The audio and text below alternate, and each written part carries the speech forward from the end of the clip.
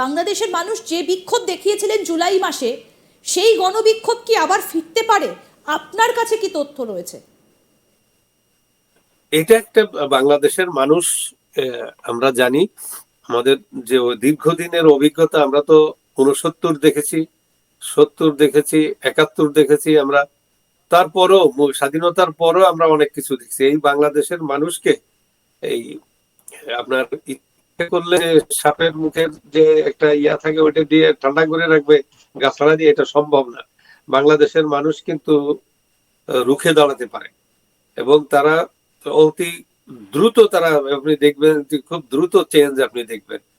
কারণ তারা যখন বুঝবে যে আমাদের সবকিছু শেষ হয়ে গেছে, তখন আর পিছে তাকাবে না, সামনে এগোবে। এই এই অসুরদের বিরুদ্ধে সামনে এগোবে, এটা আপনি নিশ্চিত থাকেন। বাংলাদেশের মানুষ প্রতিবাদী, সবসময় বাই নেচার।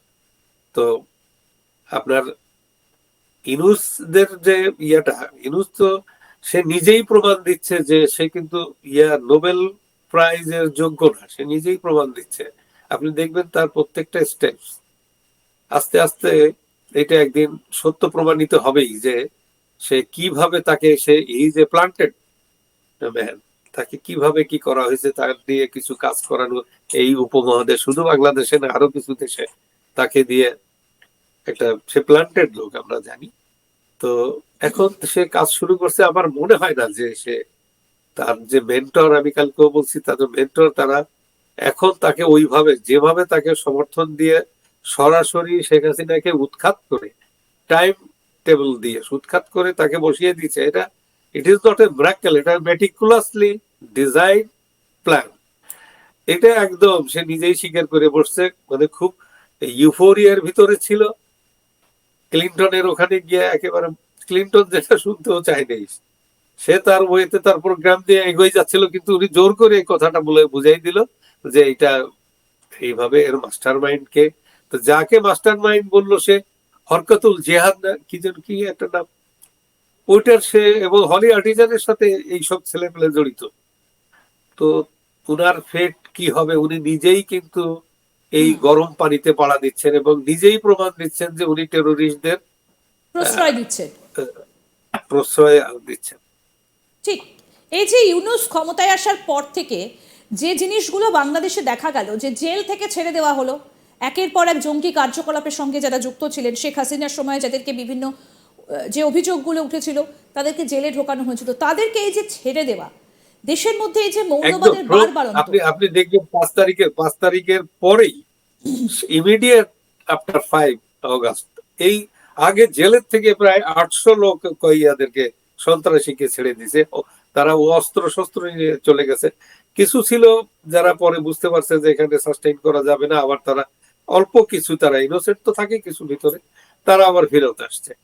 কিন্তু যে যারা সন্ত্রাসী তারা কিন্তু আসে নাকি অস্ত্র ইয়া করে, তারা সেই সুযোগটা নিয়েছে। এবং এই এদের যারা আন্দোলন করছে, এই ছাত্রদের পিছনে যারা ছিল মাস্টার মাইন্ড, এরা কিন্তু কাজগুলো আগে আগে সব করে ফেলছে মানুষ বোঝার আগে, যে এই সন্ত্রাসীদের ছেড়ে দেওয়া। তারপরে আস্তে আস্তে ধরুন যারা এতদিনে যারা জামিন পায়নি, এখন তারা জামিন পেয়ে গেল। আপনার কি কি দেশের ভিতরে কি চলছে আপনি একটু লক্ষ্য করুন না, যে আইনের শাসন বলতে কিচ্ছু নাই। বা আওয়ামী লীগ পন্থী, মানে যারা ডিফেন্ড করবে, এখন যাদের বিরুদ্ধে কেস হচ্ছে, তাদের যারা ডিফেন্ড করবে, এদের সামনে যেতে দিচ্ছে না, এদেরকে মারধর করে কোর্টের থেকে তাড়িয়ে দিচ্ছে, বিচারকদের মারধর করে তাড়িয়ে দিচ্ছে। বিচারকদের তো একটা সিকিউরিটি টেনিউর আছে।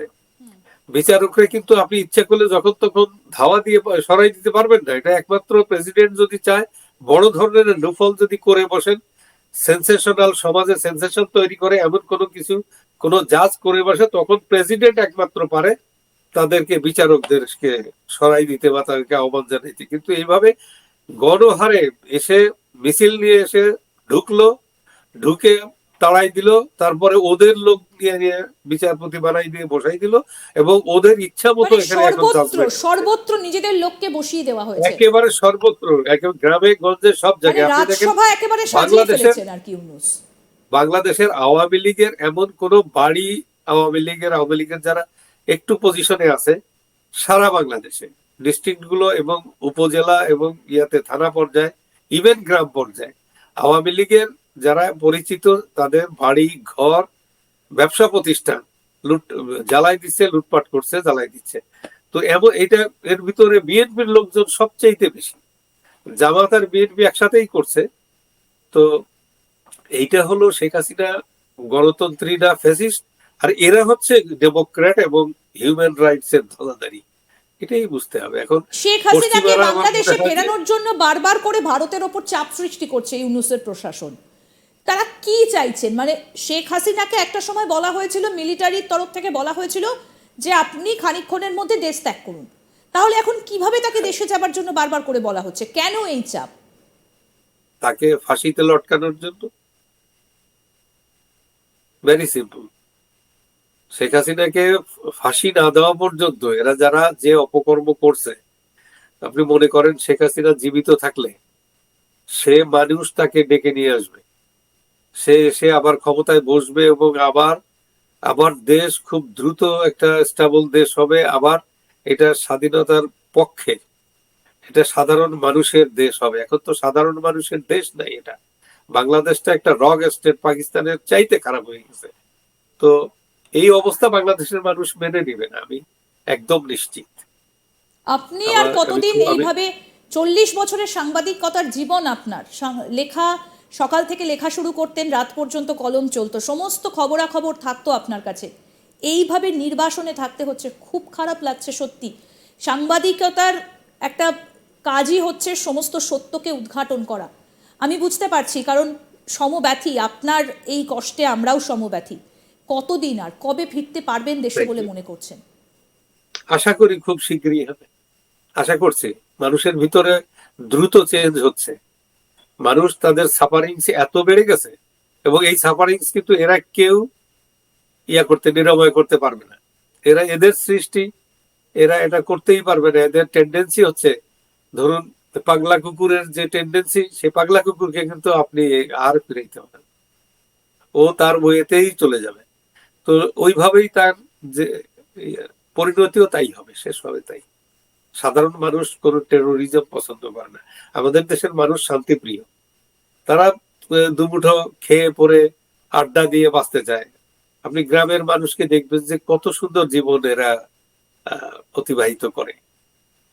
সকাল বিকেল বেলার যে আড্ডা হয় গ্রামে গঞ্জে, সব জায়গায় চায়ের দোকানে, একটা সুন্দর পরিবেশ, এটা আপনার খুব কমই দেখা যায়।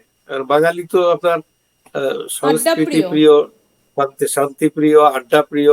বাঙালি ঐতিহ্য আপনার তো আজকের না, অনেক দিনের, অনেক পুরানো ঐতিহ্য। তারপরে